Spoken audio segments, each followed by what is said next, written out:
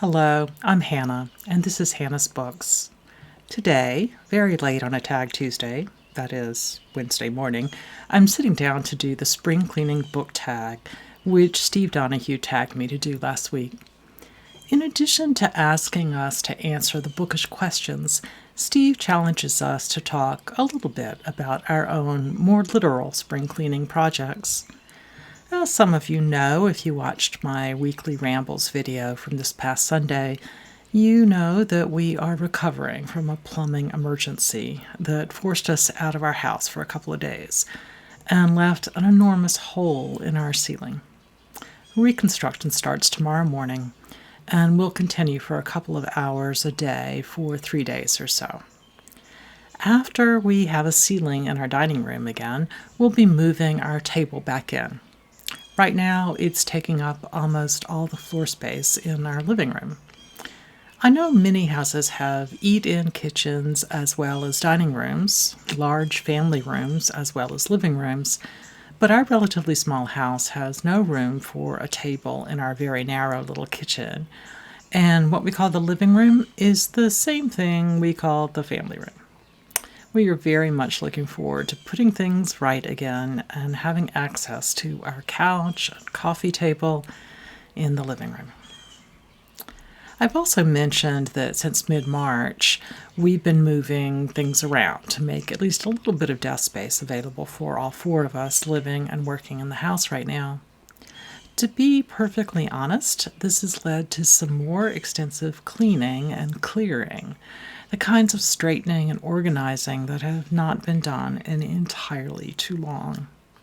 We managed to acquire a few new bookcases, and that will help a great deal with my efforts to deal with the stacks of books sitting all over the house.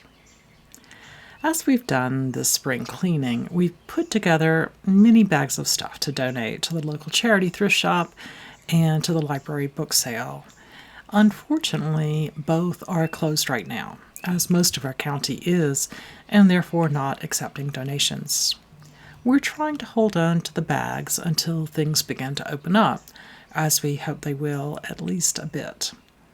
I'm considering recycling some books, which I'm pretty sure won't be in demand, rather than holding onto them for donation later. There's so many books we used during our 13 years of homeschooling, and so many other books that I think would appeal to many book buyers. I'll definitely store those until we can get them to readers who will appreciate them more than I will right now. And there are a couple we might save for art projects or something. Any thoughts or advice?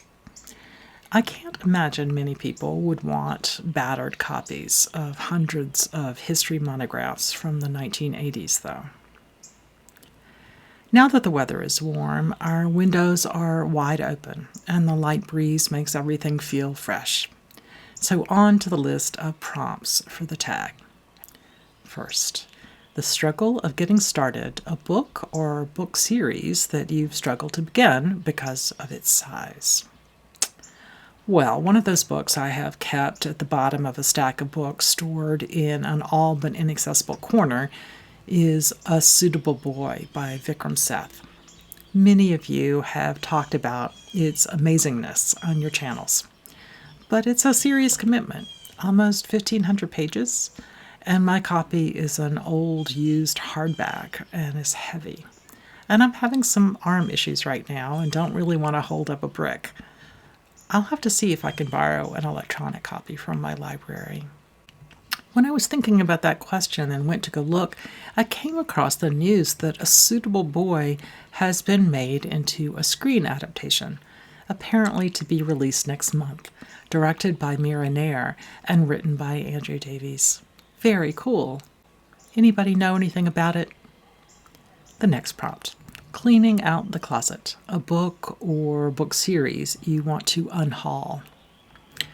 Well, given that this month is maybe Midrash, and given all the interesting recent conversations about religious belief and practice, as well as lack of religious belief, it might be slightly odd to say that in those bags of books I made to give away, I have a bunch of books about humanism, secularism, atheism, and liberal Judaism.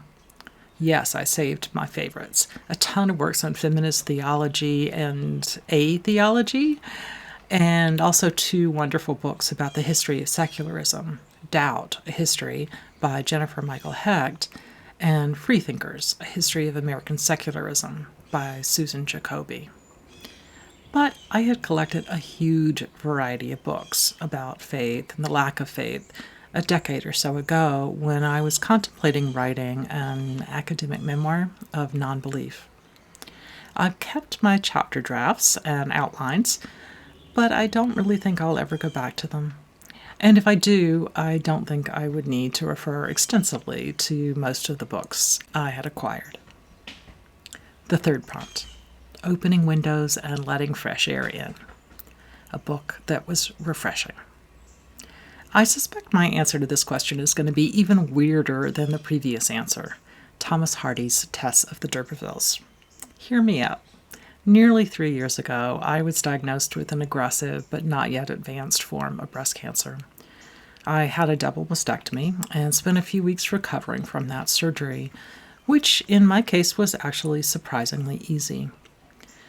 Then I started some pretty heavy-duty chemotherapy, a process which continued for about 6 months. I spent an enormous amount of time asleep or just trying to have enough energy to brush my teeth. I was too tired and my arms were too sore for me to think about books and reading. But after chemo ended, I was ready to recover. Unlike the relatively easy recovery from surgery, it took a lot longer to come back to myself after chemotherapy. There was a while where I was ready to try reading, but I couldn't stay focused for more than about 10 minutes. I watched Netflix while spending my days on the couch. Then I discovered BookTube.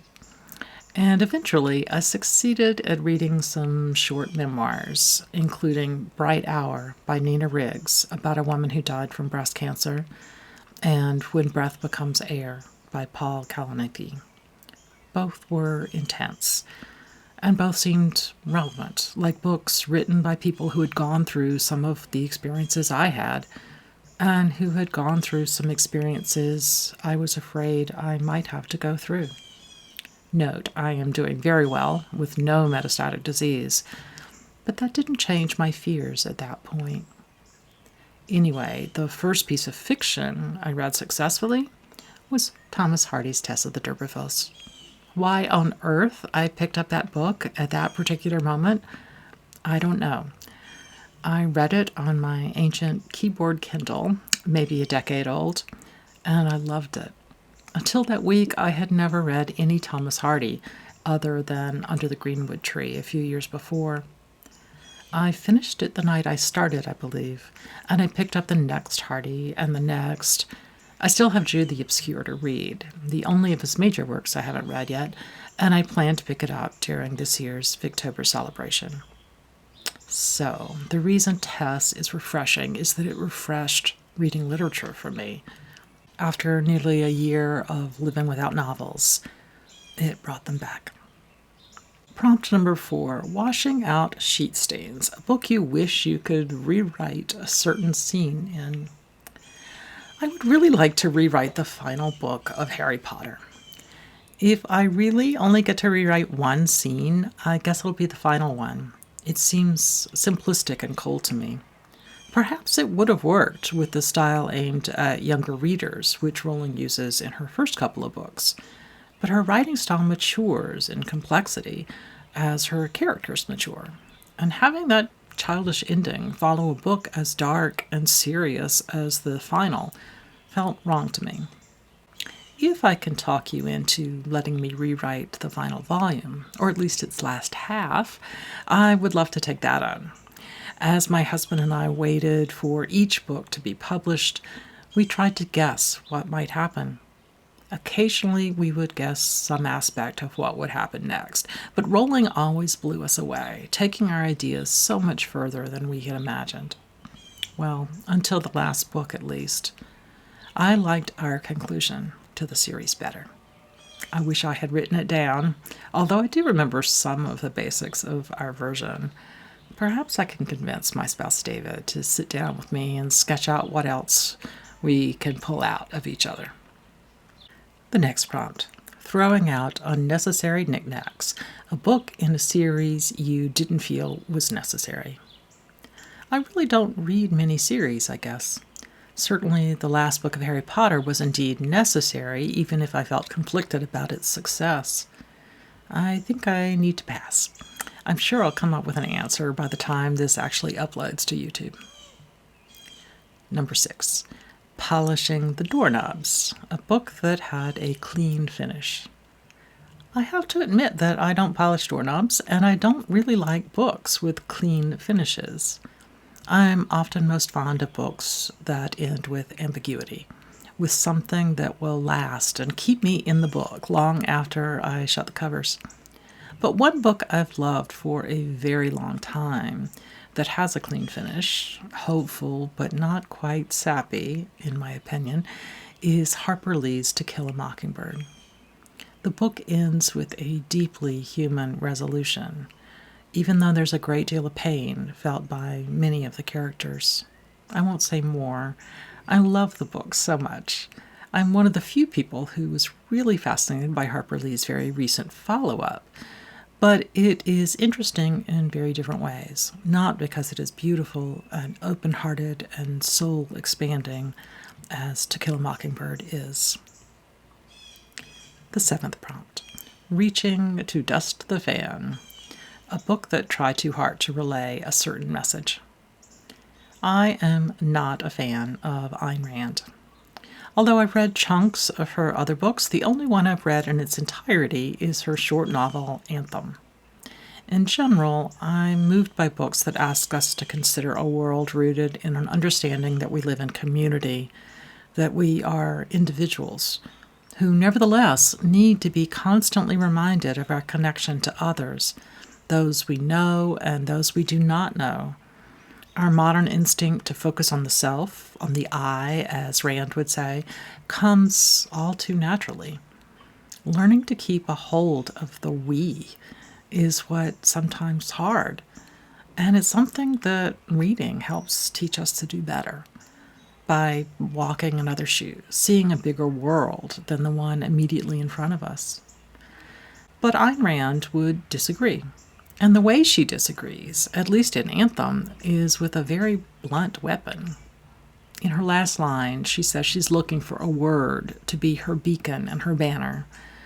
The word which can never die on this earth, for it is the heart of it and the meaning and the glory, the sacred word. Any idea? Ego. Didn't guess? Well, if you actually read her book, I promise you will know what word she means when she hits that line, because she says it on every page. Prompt number 8. The tiring yet satisfying finish of Spring Cleaning, a book series that was tiring yet satisfying to get through. Again, I'm not a reader of series, really. I haven't even read either of the Trollops series yet. Potentially embarrassing and definitely in need of remedying. I loved The Warden far more than most people seem to, so I don't know why I haven't read on. Since I love that first volley in Trollops' Barsetshire series, I have a feeling I'll find the whole set quite satisfying to get through. As for a long series I did finish, I guess you could mention the Nancy Drew books. There were 54 volumes back when I read them, when I was 10 years old or so. I loved them, but rather than being satisfied when I got through them, I was simply heartbroken that there were no more to read. Finally, I would like to tag a few folks with relatively small channels. I really recommend their thoughtful videos. First is Ken at Becker Books, then Courtney Ferriter, who calls herself America's Jewish Mother, then Linda, the book lady, and Faith at Faith&Books. And finally, Erion and Prometheus, the BookZealots. So, that's it for this tag. Happy cleaning. Thanks for tagging me, Steve. And thanks to all of you for joining me here today on Hannah's Books. See you soon.